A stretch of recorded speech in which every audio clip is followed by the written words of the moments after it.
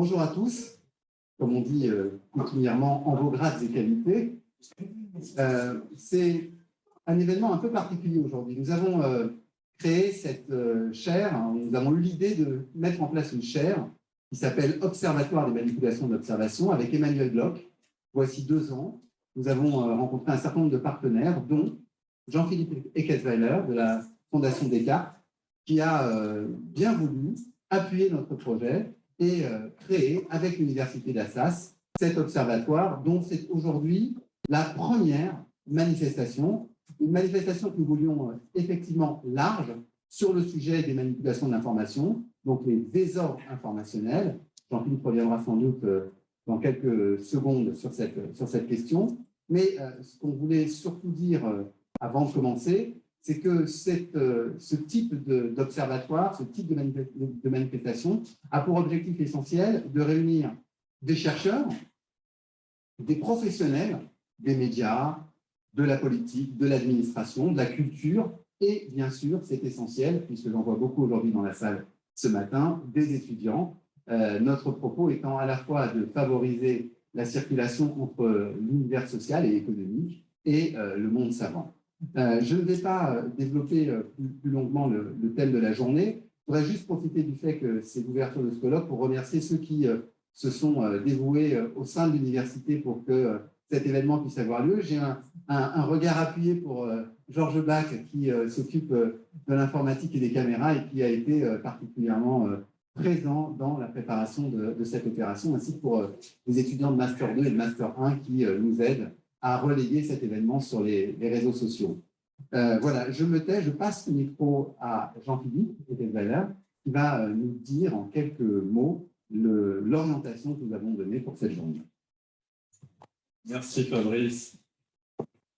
Cher Fabrice, Monsieur le Président, Mesdames, Messieurs, avant de laisser Madame la Ministre ouvrir le colloque inaugural de notre observatoire Panthéon-Assas, Fondation Descartes, des manipulations de l'information, permettez-moi de vous dire quelques mots. Quand avec Fabrice, nous avons lancé ce projet de colloque fin 2019, nous étions loin d'imaginer que nous serions confrontés à tant de vents contraires sur le plan sanitaire qui nous ont conduits à repousser de nombreuses fois cette manifestation. Et donc, on est d'autant plus heureux de la conduire et de la tenir aujourd'hui. Le seul vent qui nous est toujours poussé, en revanche, est celui de la désinformation qui s'est renforcée au cours de la crise sanitaire, rendant une large réflexion plus que jamais nécessaire. Notre présence aujourd'hui, réelle ou virtuelle pour ceux qui nous suivent sur Zoom, prouve le bien fondé de cette démarche. Alors pour ceux qui ne nous connaissent pas, la Fondation Descartes est une initiative citoyenne, apartisane, indépendante et européenne, dédiée aux questions relatives à l'information, à la désinformation et au débat public à l'heure d'Internet et des réseaux sociaux. Elle est née d'une rencontre, fin 2019, d'hommes et de femmes d'horizons divers, animés par l'intérêt général et soucieux de promouvoir l'exigence d'une information sincère pour une démocratie basée sur la confiance. Permettez-moi de les remercier chaleureusement de leur implication, et notamment Laurent Cordonnier, qui anime avec une très grande intégrité intellectuelle notre effort de recherche. La chaire, dirigée par le professeur Fabrice d'Almeida, que nous avons constituée avec l'Université Panthéon-Assas, s'inscrit dans cette démarche dont elle constitue un élément essentiel.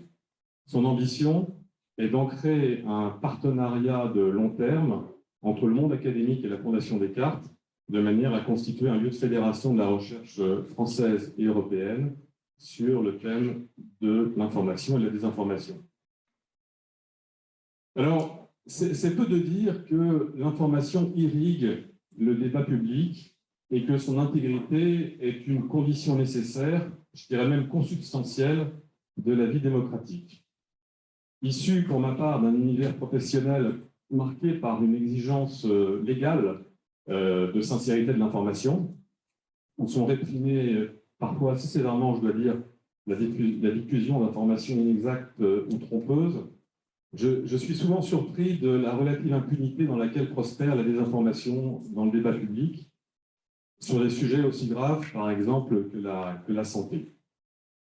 Et c'est à la lecture du rapport de Jean-Baptiste Jean-Jean Villemer, que je salue ici, qui est le patron de l'Institut de recherche stratégique de l'École militaire, qui a germé l'idée de rassembler des personnalités d'horizons différents, universitaires comme Arnaud Mercier ou Gérald Bronner, journalistes comme Vincent Giret de Radio France, spécialistes de l'ingérence étrangère comme Jean-Baptiste ou Frédéric Douzet, participants aux organes de régulation comme Carole Bien-Aimé-Besse du CSA devenu Arcom, ou administratrices de presse comme Béatrice de Clermont-Tonnerre, rassembler ces gens d'horizons divers autour des questions relatives à l'information, à la désinformation et au débat public.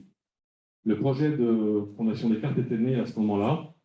Je suis reconnaissant à tous ceux qui, depuis, l'ont accompagné avec conviction et engagement. Alors, la désinformation et plus généralement les désordres informationnels, thème de notre colloque, sont sans conteste une perturbation grave de notre vie collective qui trouve dans l'Internet une formidable caisse de résonance. Et à leur insu, parfois, de nombreux acteurs sont impliqués dans ces dysfonctionnements dans lesquels nous portons finalement tous une part de responsabilité. Lecteurs, auditeurs, internautes, médias, journalistes, experts, plateformes, entreprises, gouvernements, administrations, nous initions, nous relayons et nous consommons une information qui, mal étayée, peut contribuer à la désinformation. Et c'est en renforçant nos exigences relatives à l'information, et je pense ici à cette fameuse maxime de Grice sur les conditions de qualité du débat. Cette maxime dit « Faites en sorte que votre contribution au débat soit vraie », que nous pourrons contenir la désinformation dans un espace suffisamment étroit pour qu'elle ne soit pas nuisible à notre vie commune et, dans le même temps, renforcer la chaîne de la confiance. Internet a indiscutablement bouleversé la manière dont l'information se construit et se diffuse, ainsi que la façon dont nous la consultons. Certes, comme l'a montré le rapport de la Fondation Descartes sur la façon dont les Français s'informent sur Internet, les pages web des médias traditionnels demeurent encore aujourd'hui les sources principalement consultées par les Français pour s'informer. Mais le travail de l'éditorialisation d'informations, c'est-à-dire le classement des informations qui sont données à lire, est désormais davantage le fait des algorithmes des réseaux sociaux et des plateformes et des moteurs de recherche que celui des professionnels de l'information. Ce sont ces algorithmes, en effet, qui mettent certaines informations en avant selon une logique de personnalisation des contenus, n'ayant souvent d'autres objectifs que de monétiser notre attention et de la capter. Et cette logique commerciale nourrit notre appétit pour des informations polémiques, équivantes, et joue souvent sur certaines émotions comme à la fois notre ressentiment et notre indignation. Elle participe au papillonnage que nous avons pu observer dans nos comportements d'information. Je dirais que le contexte pandémique l'a malheureusement assez abondamment illustré. Fausses informations, rumeurs, infox, théories du complot ont massivement circulé sur les réseaux sociaux et ailleurs. Alors bien sûr, ces informations représentent des volumes moindres que les informations fiables, mais il n'en demeure pas moins qu'elles nourrissent une forme de défiance et que elles ont pu servir de catalyseur à certaines actions violentes, notamment contre les centres de vaccination. La désinformation est également utilisée comme une arme offensive d'ingérence numérique étrangère. Alors, Internet n'est pas le seul facteur à l'origine de ces bouleversements de l'environnement informationnel. L'empire de la communication sur l'information est aussi à relever, et on en parlera dans une table ronde tout à l'heure. La communication fascine toujours plus notre regard et modifie le fonctionnement du journalisme, des entreprises et des médias.